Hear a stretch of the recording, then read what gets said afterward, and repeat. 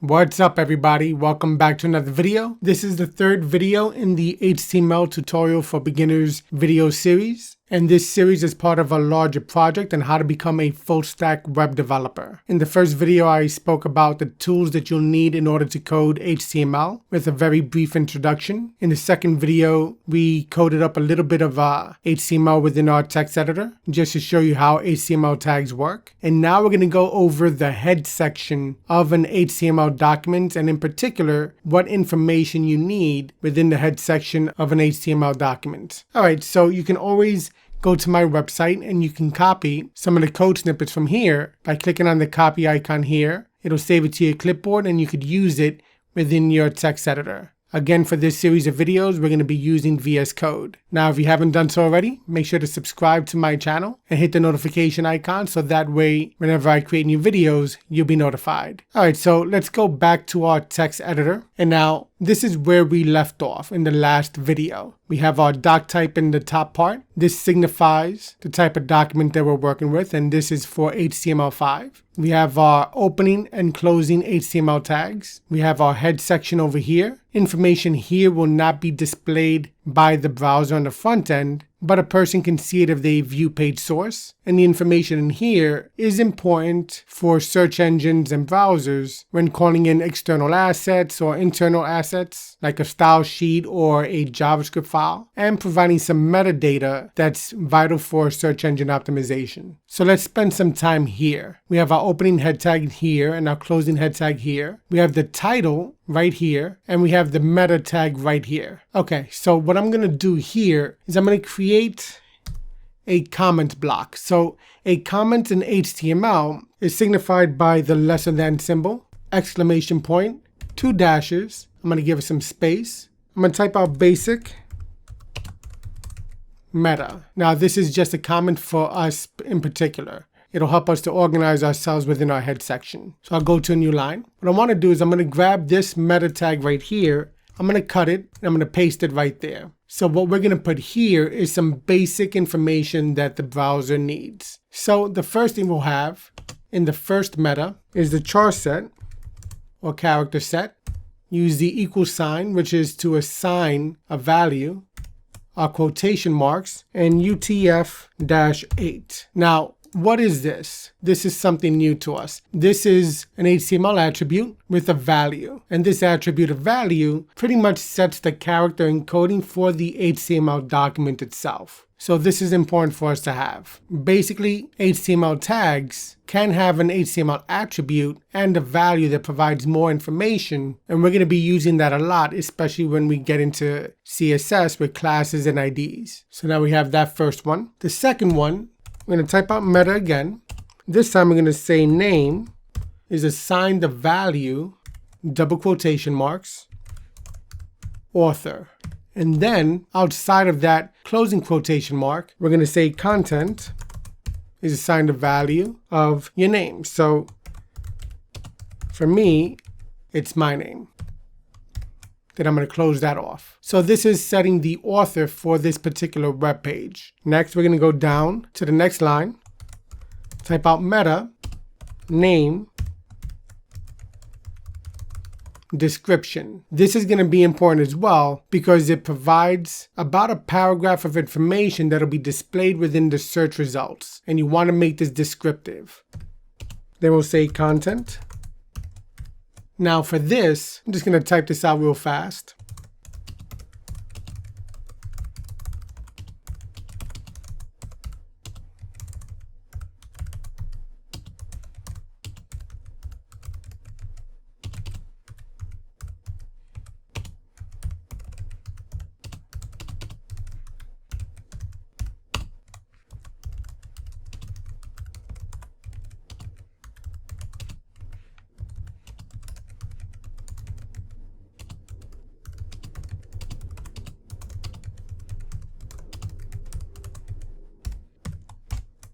Okay, so this is going to be a unique description to each web document that you have, or each HTML document or web page that you create. So what is this? This meta tag is a description. It's an HTML attribute that provides a brief summary of a web page. Now, if we go to the browser and if we go to a new tab here, and let's say we're going to search for PixMWeb. The description is going to be this first paragraph right here. That's what's going to be in the search results. So that's why you want to have this as descriptive as possible. Okay, over here we have our title. That's also going to be unique for each individual page. Go to a new line. I'm going to go to another line here, and I'm going to create another comment section.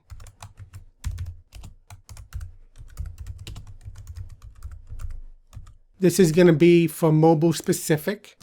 I'll go to a new line. And what this meta tag is going to be for is for the viewport itself. So the initial scale. Since people can come to your website from various types of devices, we're going to set the initial scale to 1 in this case. So we're going to type out meta, name, viewport, and then content, width equals device dash width, comma, space, initial dash scale is going to be equal to 1.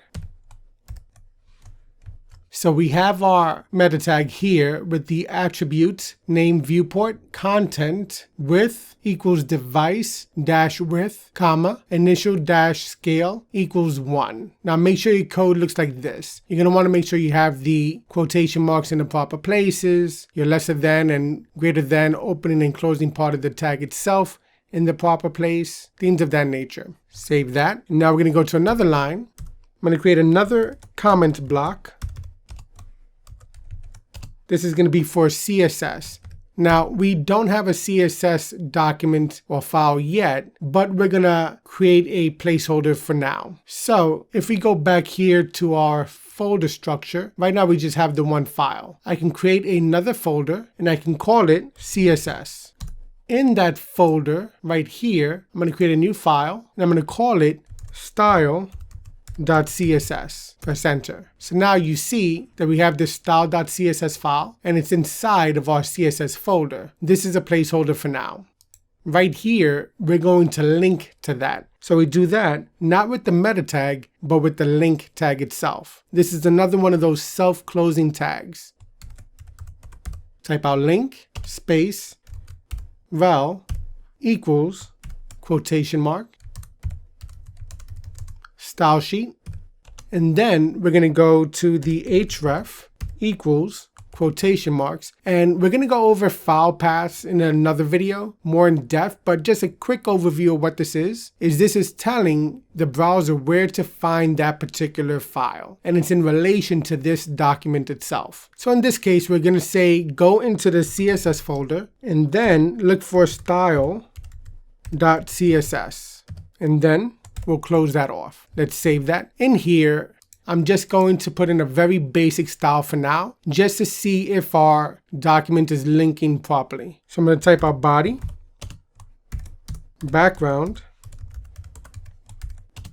red. This is just going to make the background of the document itself red. Let's go back to the browser. Let's see if this is working. Go back here. Let's reload, and now you see it's red. Now, let's go to this head section right here. We see we have our char set is set, our author is set, we have our description, we have our title, we have the viewport, we have the style sheet. You can play around with the values over here. You can try something different. Purple. Now, this is not going to be permanent. If you reload, it goes back to red. Okay, let's go back to our editor. Now that we see that that works, I'm going to remove this because we don't want a red background. Maybe you do, maybe you don't. But for now, we're just going to remove it. Save that. Go back over here. Now, another thing is if we go to the browser again, and if you notice in some of these websites, there's this little icon up here. For my website, it's set to my face, but I'm going to change that around. But this is a favicon. So I'm going to show you how to work with that as well. Right here is set to a generic image right there. But if you want to personalize it or customize it, you have to create a favicon. Let me reload this. Okay, so how do we do that? Basically, what you want is an image like a PNG image or an ICO image that's about 16 by 16. So I already have one and I'm going to paste it into a new folder in my folder structure. So I'm going to go back to my file explorer and right here I'll create a new folder and I'm going to call it images. In here, I'm going to paste a favicon that I currently have for testing purposes. And it's a 16 by 16 PNG file. You can create it in Photoshop, or in GIMP is a good photo editor as well, or any other options that might be out there for you. But basically it's a 16 by 16 image. So I'll go back to my text editor. From here, I'm going to type out Favicon. This is just a message for myself, part of keeping yourself organized, especially in the beginning. You're going to want to make sure that you have everything organized as much as possible. So we're going to type out link, space rel, and we're going to say icon. And then we're going to link to that. Remember, it's going to be in the images folder. So we're going to want to say images / favicon.png. Then you can say type equals image / png. Sizes equals 16 by 16. And save that. So here we're using the link HTML tag again with the rel attribute, value icon, the href. It's going to be pointing towards our images folder, looking for the favicon.png file. Set to type image png, and this is the size. All right, so now make sure you save the document. Let's go back to the browser. Right now it's set to this globe, which is a generic icon. Let's reload it, and now we see we have that there. Now let's go back to our editor. Do we need to have the type and the sizes? I'm going to cut that for now. I'm going to save it and go back and reload. And it still works. You're going to find that sometimes you're going to have the type specifically set, and sometimes you're going to have some extra attributes like sizes or style or things of that nature. Sometimes it's needed, sometimes it's not. It's going to be a lot of trial and error, but if you want to make sure your code is valid, one area that I recommend checking out is this website right here. You can go right here, right click, view page source, select all, copy it, and then paste it into this text area. Now I'm on the validator.w3.org website, and I'm doing the validate by input. I'm going to paste it. I'm going to check. Now, we haven't set the language attribute yet, and we're going to get to that in a moment. But basically, this will let you know if your document is compliant, if it's HTML5 valid. All right, so here, let me make this larger. This is telling us that we have to set the language attribute. So let's do that. Go back to our editor. I'm going to go over here inside the opening HTML tag, give it a space, type out lang for language, assign it the value, and for this specific case, I'll say English. Save it, go back to the browser. Now, let's X out of this one, reload, let's view page source, select all and copy it, go back here, select all, backspace or delete, then paste and check. And now it says that the document checking completed, no errors or warnings to show. Now, the goal is to try to get this to be error and warning free, but to be honest with you, there's going to be errors sometimes. For instance, if we go to YouTube, view page source, select all, copy. Let's check that. This has errors. Now, it's going to happen. It's almost inevitable that you will eventually have errors and warnings, but the goal is to try to minimize them as much as possible. Okay. X out of that. X out of that. Let's go back to our editor. Another meta tag you might see every now and then, but is not really needed anymore and actually not used by the search engines, is the meta keywords. So that would look like this. I'll put it in the basic meta section. Go to a new line. Meta name equals keywords content. And this would be a list of comma separated keywords that you would generally want the search engines to identify that particular web page for. This was used in the past for search engine optimization purposes before the machine learning and the algorithms got more advanced. So this would be a web developer's way to let the search engines know what type of content or what type of keywords a particular web page should rank for. So let's say you wanted to rank for HTML, CSS, JavaScript, etc., right? You would fill that out here. The problem is that people got greedy and they started, putting in a lot of keywords and trying to spam the system. That does not help your cause. And ultimately, Google decided not to utilize the keywords meta tag anymore.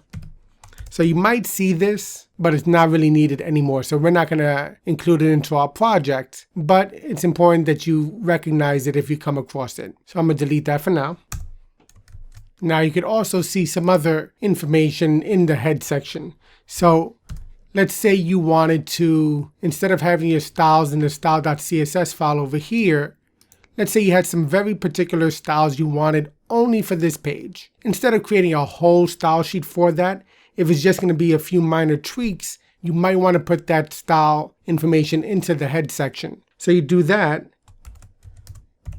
with the style tag. And you see it has the matching pair. Now here, let's say we're going to change the color of the paragraph. We're going to give it a color of blue. I'm going to save that. Now, every time it finds a paragraph within this particular document, it's going to have the color blue. Let's go back to the browser. Let's reload the page. And now you see that's the color blue. And up here you see we have it set there. Now, you're not going to want to do this all the time because it's going to be harder for you to manage. If you have a lot of files, a lot of HTML documents, pages, you want to keep everything organized. And that's why it's good to have a style sheet dedicated to your CSS code. But this is something you might see in the head section. Let's go back to our editor. Up here, you see we linked to a CSS file. You could also, let me make a comment block. You could also link to a JavaScript file. So over here in the root of my project, I want to make sure that I'm in the root here because I don't want to put in my CSS folder, my images folder, and create a new folder. Just call it JS. Now I have a new folder there. I'm going to create a new file in that folder. Call it scripts.js. And this is going to be a generic script file. So from here, you wouldn't be using the link tag over here. Instead, you'll be using the script tag itself. And you say source equals. So we have our opening script tag here, and we're going to be calling in our scripts.js file. You can name this whatever you want. I just decided to call it this. We're going to save that. Now you could also place some JavaScript up here as well. Let's say you have some Google Analytics code that you want to use for tracking purposes or to measure the bounce rate of your various pages and seeing what's working and what's not. You can do the script tags here. And you could paste your Google Analytics code here or any other code here. So that's something else you might see. I'm just going to comment this out. Now, when you comment out code, the web browser is going to skip over that particular code itself. So those stylings will not be applied. Let's save it. Let's go back to the browser. Let's reload. We now have an error down here. What happened? Oh, look at that. That's what's good about the developer tools within your browsers. If there's an error in your code, it'll let you know about it. So in this case, it's telling me that it cannot find the file. Let's go back to our editor. Now, the reason it can't find it is because I just put scripts.js when I really have to tell it to go into that JS folder and look for scripts.js. Save that. Let's go back to the browser. Let's refresh or reload. And now that error is gone. Let's go back to our editor. This is some of the information or some metadata that you're going to be putting within your HTML documents. There's actually more that you can do. There's some trigger things that you can put in here for like Open Graph. You can put in some information for other files or assets that you want to link to, things of that nature. But this is the basics. You're going to generally want to have this information applied within your head section. We have our HTML tag with the language attribute. We have our head tag, basic meta information, the character set, the author, the description. We have the title. We have the viewport. We're linking to a style sheet and to a JavaScript file. And we have our favicon. That wraps it up for this video. In the next video, I want to talk about HTML5 specific tags. And I want to do that quickly now because we're going to be using them as we start setting up our layout for our content. So if you haven't already done so, make sure to subscribe to the channel and hit the notification icon so that way you'll be notified when I create a new video. Thanks for watching, and I'll see you in the next one. Happy coding.